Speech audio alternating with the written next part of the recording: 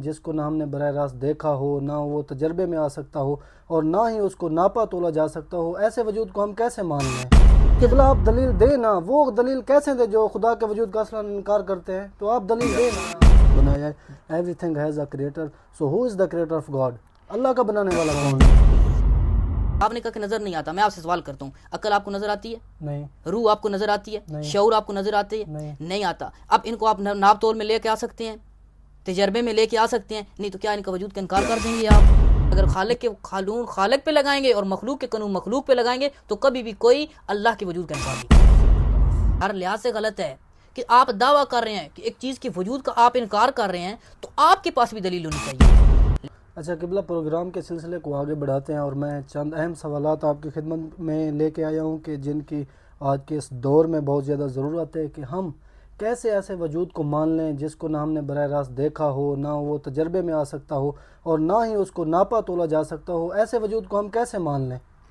دیکھیں، سب سے پہلے ہم نے یہ طے کرنا ہے کہ دلیل کسے کہتے ہیں۔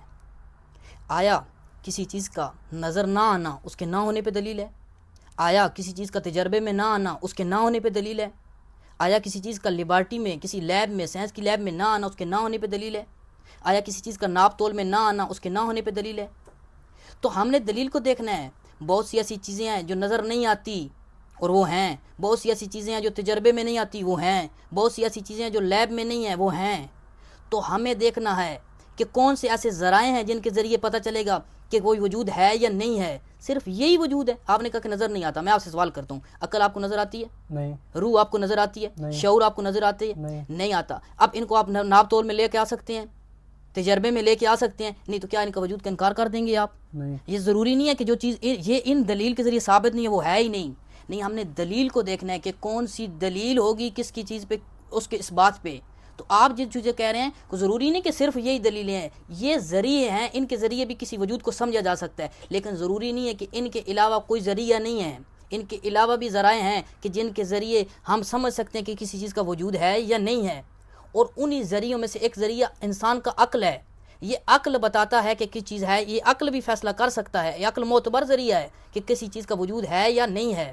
تو سب سے پہلے ہمیں دلیل کو سمجھنا ہے۔ کسی چیز کو ثابت کرنے کے لیے عقل کے ذریعے بھی درک کر سکتے ہیں۔ تو دلیل کو سمجھنا ہے کہ کون سی دلیل۔ تو قبلہ آپ دلیل دیں نا، وہ دلیل کیسے دیں جو خدا کے وجود کا اصلا انکار کرتے ہیں؟ تو آپ دلیل دیں نا۔ میں آپ کو بتاتا ہوں دلیل، میں دیتا ہوں دلیل خدا کے وجود پہ، لیکن میں آپ کو ایک بات بتاتا ہوں۔ آپ نے کہا کہ وہ کیسے دلیل دیں کہ جو خدا کے وجود کو نہیں مانتے، ایسے ہی ہے نا، انکار کرتے ہیں، وہ کیسے دلیل دیں؟ تو دیکھیں، دلیل اس بات پہ نہیں ہے کہ خدا کا وجود ہے یا نہیں ہے، ہم دیں کہ ہم نے مانا کہ خدا کا وجود ہے۔ دلیل ہر دعوے کے لیے دلیل کا ہونا ضروری ہے۔ صحیح۔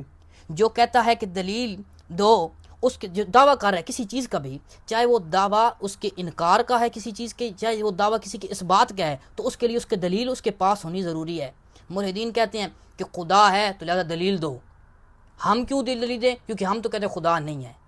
تو کیا انکار پہ دلیل نہیں ہے کہ آپ کسی چیز کے وجود کا انکار کر دیتے ہیں؟ آپ کہتے ہیں کہ بھائی سورج نہیں ہے، آپ کہتے ہیں کہ بھائی رات نہیں ہے، تو انکار سے انکار ہی کرتے تو وہ کیسے دلیل تو یہی میں کہہ رہا ہوں کہ یہ ضروری نہیں ہے کہ کسی چیز کا انکار کر دینا اس دلیل کی ضرورت نہیں ہے، بلکہ ہر دعوے پہ دلیل کا ہونا ضروری ہے۔ جو کہتے ہیں نا کہ خدا نہیں ہے، ہمیں دلیل کی ضرورت نہیں ہے، یہ عقلی منطقی ہر لحاظ سے غلط ہے۔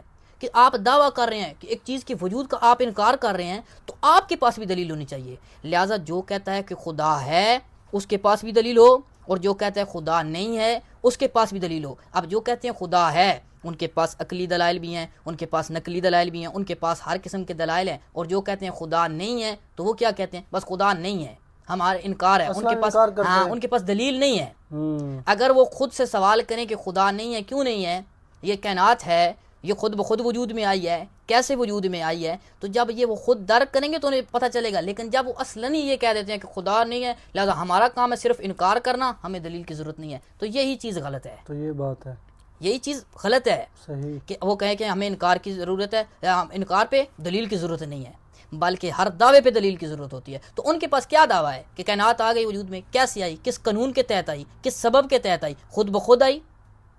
ہر مسبب کے لیے سبب کی ضرورت ہے، تو کیسے وجود میں آ گئی؟ ہر چیز کے لیے کسی نہ کسی چیز کی ضرورت ہے، اس کے بنانے والے کی ضرورت ہے، تو کیا وہ کیسے وجود میں آ گئی؟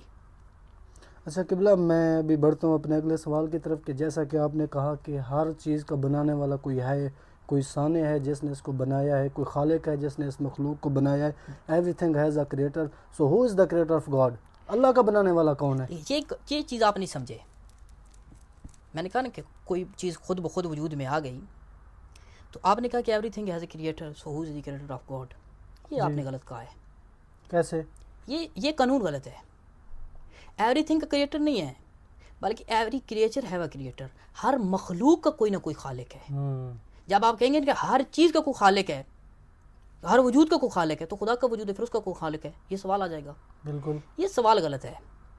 ہر موجود کا کوئی خالق نہیں ہے, بلکہ ہر موجود مخلوق کا کوئی خالق ہے.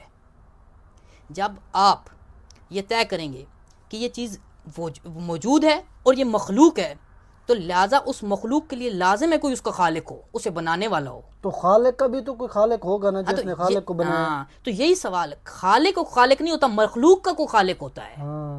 جب آپ کو یہ کہنا کہ ہر چیز کا کوئی خالق ہے, ہر موجود کا کوئی خالق ہے, یہ غلط ہے.